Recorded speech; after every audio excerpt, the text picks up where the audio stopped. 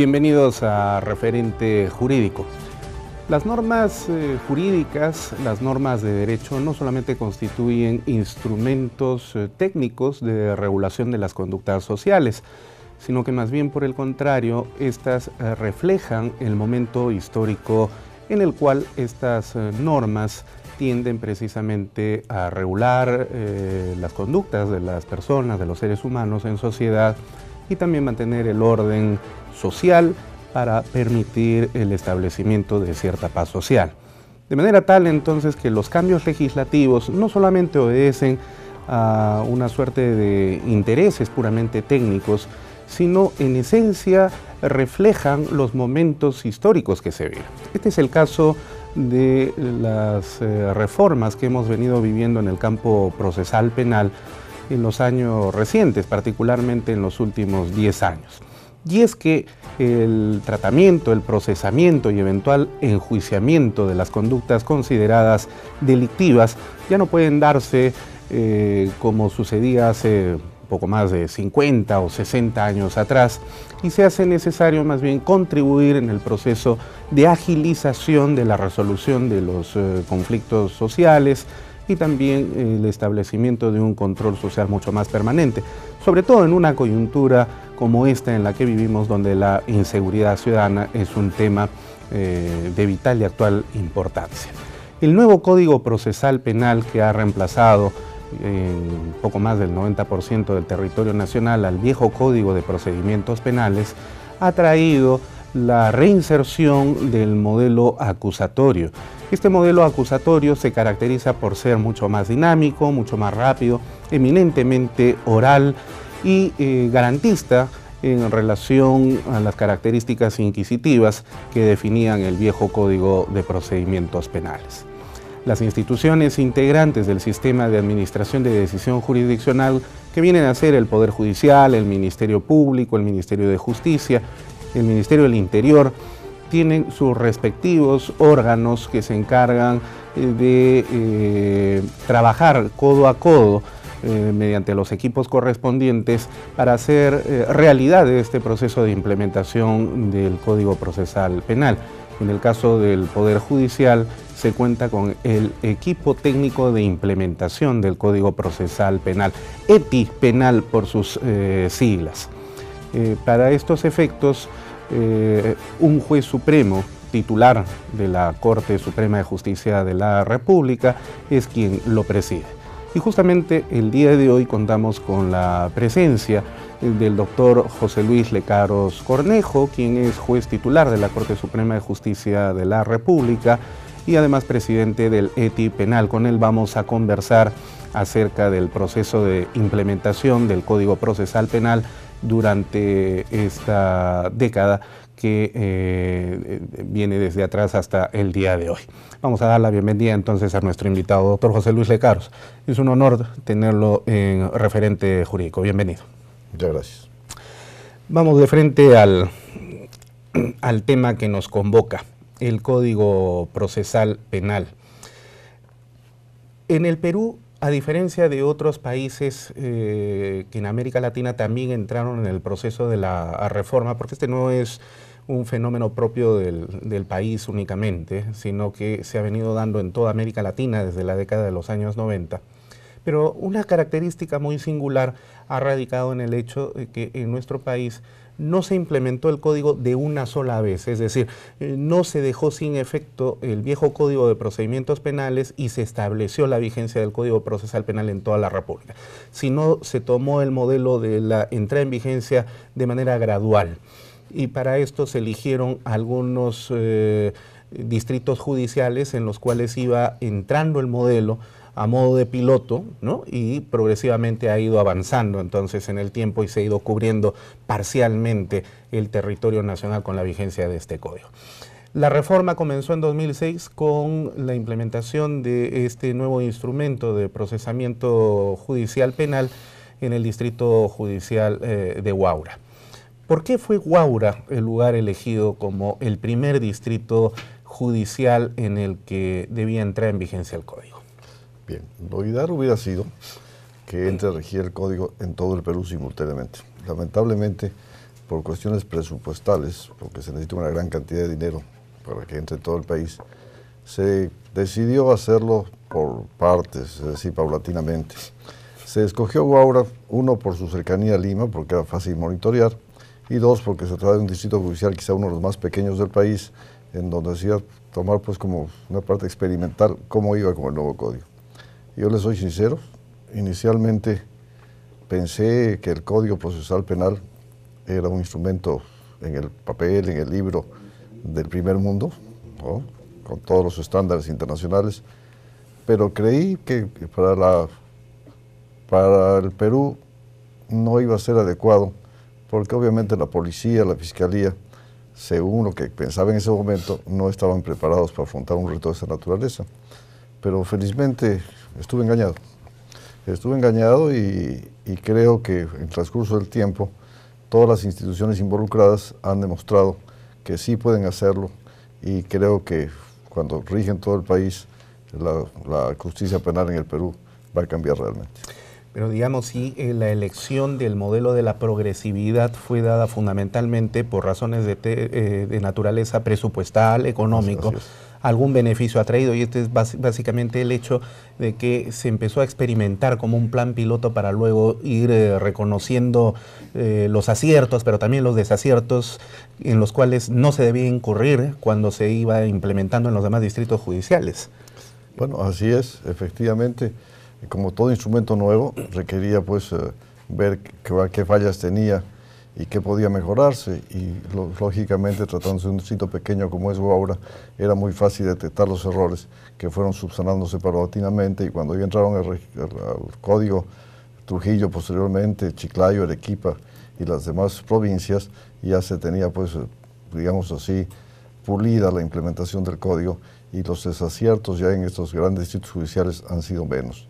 Aunque hay ciertas disconformidad o cierta diferencia de opiniones en cuanto a la aplicación del código en Trujillo y en Arequipa. Se dice que hay la escuela trujillana y la escuela arequipeña, unos son más garantistas que los otros, pero poco a poco, en base a los plenos penales que se hacen todos los años, se están poniendo de acuerdo, y creo que en corto tiempo va a ser una aplicación uniforme en todo el Perú.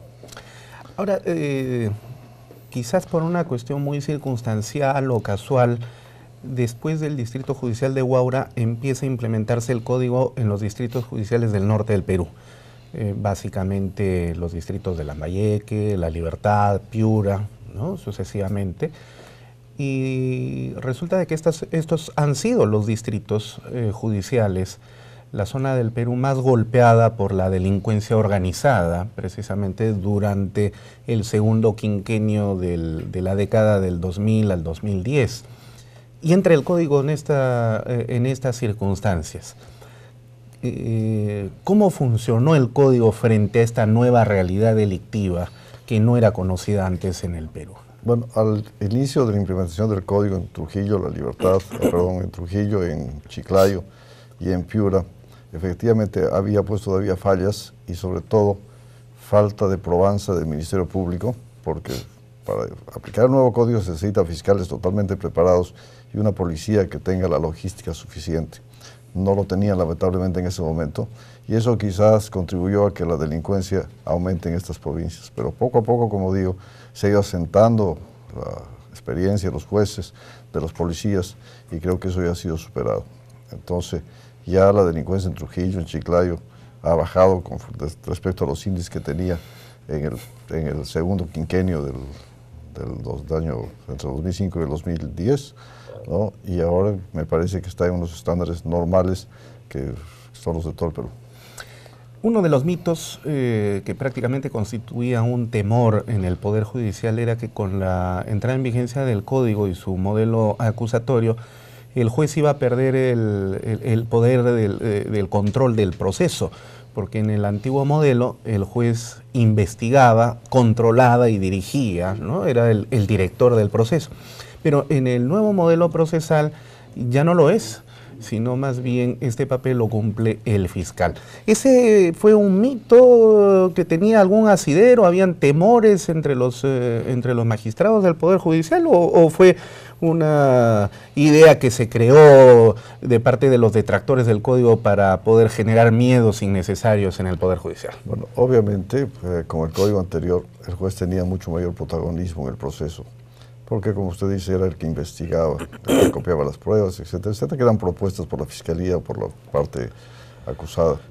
Con el nuevo modelo es el fiscal el que lo hace, de modo que la labor del juez pasa a ser la que realmente es la esencia de ser juez, ser el árbitro entre las partes.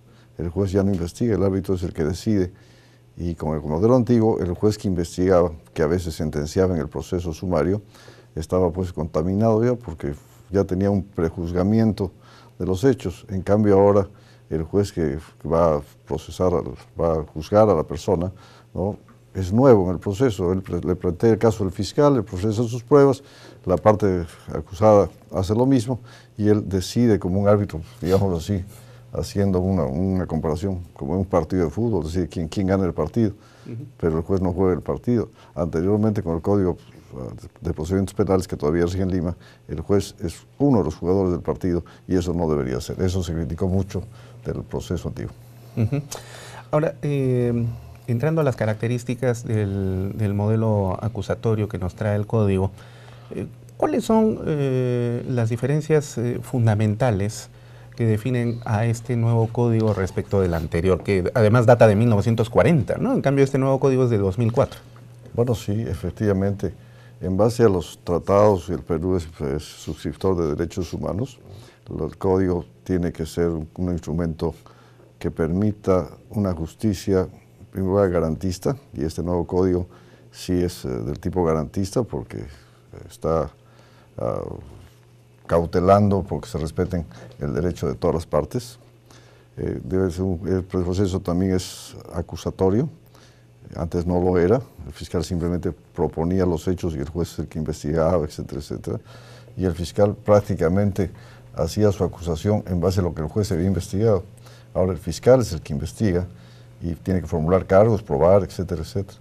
Y sobre todo que este proceso es adversarial en el sentido que hay igualdad de armas de las dos partes. En un proceso penal hay dos partes básicamente, son el acusado y el fiscal. Hay una tercera parte que es el tercero civil, ¿no? Pero las partes fundamentales en el proceso son fiscal y acusado. Y ambos tienen exactamente las mismas armas y el juez no puede dar preferencia a uno o al otro. Tiene que respetar la igualdad y es la principal característica del Código. Eso implica entonces de que tanto el fiscal como el abogado del acusado tienen que formular o proponer sus teorías del caso y demostrarlas probatoriamente en la actuación judicial, Por ¿verdad? supuesto, y el juez tiene que ser absolutamente imparcial. En casos muy excepcionales el juez puede de repente ordenar una prueba para aclarar algo que se haya propuesto por las partes, pero el juez no puede hacer un prejuzgamiento del caso. ¿Eso implica que el juez tampoco puede formular preguntas durante el proceso del juicio mismo, la etapa del juicio? Bueno, sí puede formular preguntas, pero aclaratorias de las respuestas que hubiesen dado los testigos o los acusados. Ya. No las clásicas preguntas que había en el modelo anterior de naturaleza investigadora. No, porque en el modelo anterior todas las preguntas del juez iban destinadas casi a probar que los hechos de acusación eran ciertos, ¿no? Y ya no, ahora el fiscal es quien tiene que probar su caso, no el juez.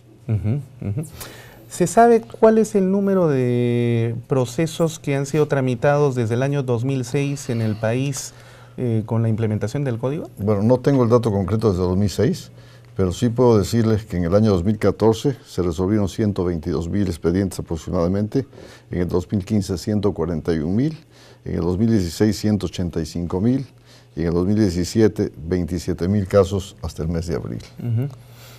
Y se sabe también que con la implementación del nuevo código ha habido una cifra que no era antes conocida porque la tramitación era tan lenta que se prefería no denunciar y ahora sí con el nuevo modelo hay una tramitación mucho más rápida, entonces la gente se anima a denunciar porque sí encuentra justicia.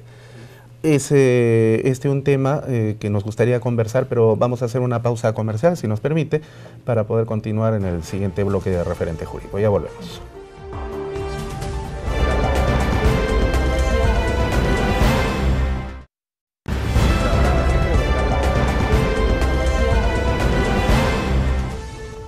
Estamos conversando con el doctor José Luis Lecaros Cornejo, juez titular de la Corte Suprema de Justicia de la República. El tema es la implementación del nuevo Código Procesal Penal en el Perú.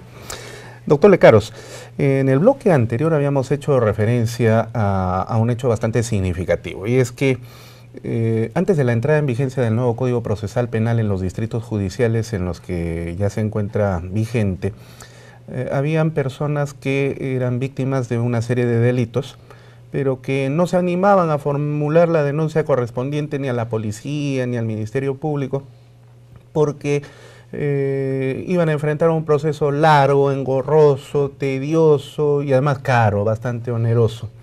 Pero cuando ha entrado en vigencia el nuevo código, la población ha ido viendo que este proceso es mucho más ágil, mucho más dinámico, mucho más rápido, y entonces ha surgido una especie de cultura de, ahora sí, denunciar los hechos delictivos, lo cual ha ido a generar un crecimiento de la carga procesal. Pero digamos, en buena cuenta, no está mal el hecho de que los ciudadanos formulen sus denuncias penales, porque esto es síntoma de que se está creyendo cada vez más en su sistema de administración de justicia. ¿Cuál es el tiempo promedio que el día de hoy demora un proceso judicial desde que se formula la denuncia hasta que culmina, ya sea con la sentencia o con una salida anticipada? No hablamos de los casos estos de megacorrupción que van a tener pues un tratamiento especial, sino el que preocupa a los ciudadanos de todos los días con los hurtos, los homicidios y temas de esa naturaleza. Bien, dos de las virtudes que tiene este código son la transparencia y la celeridad. Transparencia porque ya desapareció ese viejo proceso lleno de papeles y que todo era en secreto, todo era reservado. Actualmente el Código Procesal Penal establece un proceso oral que hace que las personas puedan ver en vivo y en directo y hasta por medios de televisión los juzgamientos y puedan pues comprobar que la justicia está funcionando en forma imparcial. Y célere porque los tiempos de duración de los procesos han disminuido notablemente. Anteriormente, con el Código de Procedimientos Penales que aún está en Lima rigiendo lamentablemente, un proceso ordinario, es decir, por delitos graves, demoraba 45 meses en promedio, y un proceso sumario, por los delitos menos graves, duraba 27 meses en promedio. Actualmente, el promedio de un proceso penal es de 7 meses, con lo que se ha reducido notablemente pues, el tiempo, y la gente obtiene resultados, la procesión obtiene resultados con mucho más celeridad. E incluso ahora existen las figuras de las salidas anticipadas, ¿verdad? Es decir, no se necesita necesariamente pasar a juicio, sino que puede haber alguna modalidad de negociación, en el buen sentido de la palabra, por supuesto, negociación entre el imputado, la víctima y el Ministerio Público que permita culminar con el proceso a satisfacción de todas las partes. Explíquenos un poco sobre este tema. Bueno, sí, hay diversos modos de terminar un proceso sin un mayor juicio, sin mayor dilación. Una de ellas es, por ejemplo, el juicio inmediato, el proceso inmediato, que está regulado para casos de omisión a la asistencia familiar, para conducción en estado de ebriedad y para casos de flagrancia. Anteriormente, hasta el año 2015, era una facultad del fiscal acudir al proceso inmediato. Obviamente, como esto implicaba que los fiscales tenían que trabajar muchísimo más rápido porque tenían 24 horas para armar su proceso, etcétera, etcétera, no lo hacían, no hacían uso de este medio.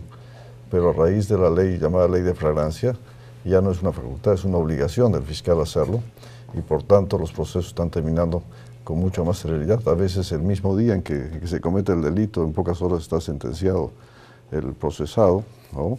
O demoran pues máximo 10 días, 12 días con este nuevo sistema. Luego existen también otra forma de terminar, que es aquella en cuando se trata de delitos no muy graves, ¿no? Se llega a un acuerdo con el agraviado sobre la reparación civil y con el procesado sobre la pena que se le va a imponer, y con eso se llega a una sentencia sin necesidad del juicio. Y así hay diversas alternativas que da este moderno instrumento, ¿no?, que permiten, como digo, una justicia mucho más célere. Un ejemplo de ello, y que fue televisado por muchas personas hace algunos meses atrás, ya casi un año, fue este recordado tristemente célebre caso de la señora Buscaglia, ¿verdad? La que fue procesada por acusada de haber agredido a un efectivo policial en el aeropuerto, y donde se tramitó el proceso de una manera inmediata ante la vista de las cámaras de televisión, y el proceso culminó en 2 días. Bueno, sí, ahí el problema que hubo, porque a la población le pareció exagerada la pena que se dio a la señora Buscaglia, es que no el régimen procesal, sino el régimen penal, es decir, la ley penal establecía una pena muy alta para las agresiones a los policías. Entonces, si esto fue un delito en flagrancia en que lo encontraba la señora pues cometiendo el delito, tenía que aplicársele la ley, ¿no? Y el abogado llegó a un acuerdo con la fiscalía respecto a la pena. De repente fue una falla del abogado, ¿no? Y esta señora fue condenada a una pena bastante elevada. Felizmente que luego de algún tiempo el Ejecutivo la ha indultado y creo que la señora ya está en su casa. Pero además, la Corte Suprema, en un pleno supremo penal del año pasado, ha regulado estas penas para los delitos de violencia a la autoridad, y un caso como el señor Buscaglia ya no tendría una pena efectiva en este momento. Ahora, este caso también nos da cuenta de la necesidad de la capacitación tanto de fiscales como de jueces y de abogados, porque recordamos que luego de entrar en la negociación, que fue pública además, entre el Ministerio Público y el abogado de la señora Buscaglia, el juez le preguntó a la imputada, a esta señora y a su abogado, si estaban de acuerdo con el ofrecimiento del Ministerio Público, y ellos manifestaron que sí, estaban de acuerdo, y bueno, se le aplicó la pena que se le aplicó, pero luego el abogado dijo que iba a interponer recurso de apelación, cuando en este tipo de casos ya no hay recurso de apelación, porque justamente es consecuencia de una negociación. El tema de la capacitación es fundamental en consecuencia. Y para eso, cada institución, como el Poder Judicial, tiene sus respectivos equipos técnicos de implementación, que no solamente ve los temas de capacitación, sino todo el despliegue logístico, programático, estratégico de lo que institucionalmente hablando se considera lo más adecuado y necesario como Estado para poder lograr alcanzar los objetivos de la reforma procesal penal. En el caso del Poder Judicial, el ETI penal, el equipo técnico de implementación del Código Procesal Penal, está presidido por usted. Desde el año 2015, van a ser prácticamente 2 años. Además, usted también preside el Centro de Investigaciones del Poder Judicial, tremenda labor, tremendas labores, además de sus funciones de juez de la Corte Suprema. Pero las está cumpliendo a cabalidad, como hemos podido verificar a través de los resultados. Pero cuéntele a la ciudadanía, ¿cuáles son los alcances generales, los objetivos de un ETI como el que usted conduce en el Poder Judicial? Bien, el ETI penal tiene varios componentes. Uno de ellos es el componente de capacitación, ¿no?, que es el que se encarga pues de enseñar las buenas prácticas y la doctrina y demás a tanto jueces como servidores que están encargados de la Administración de Justicia Penal. Este año, por ejemplo, tenemos programado de acá a 15 días una pasantía en Colombia, en que van a ir 12 personas, y tenemos también programado a muy corto plazo un curso que se llama Formador de Formadores, donde se va a entrenar a jueces para que luego ellos vayan a sus cortes a capacitar a sus colegas. El ETI también tiene como función el monitoreo del avance del código, y una vez verificados cómo está caminando o cómo está aplicándose el código en determinadas provincias, se toman las medidas correctivas del caso, es decir, se crean órganos jurisdiccionales, se suprimen, se trasladan de un lugar a otro, se cambian las competencias, etcétera, etcétera, de acuerdo a las necesidades de cada distrito judicial.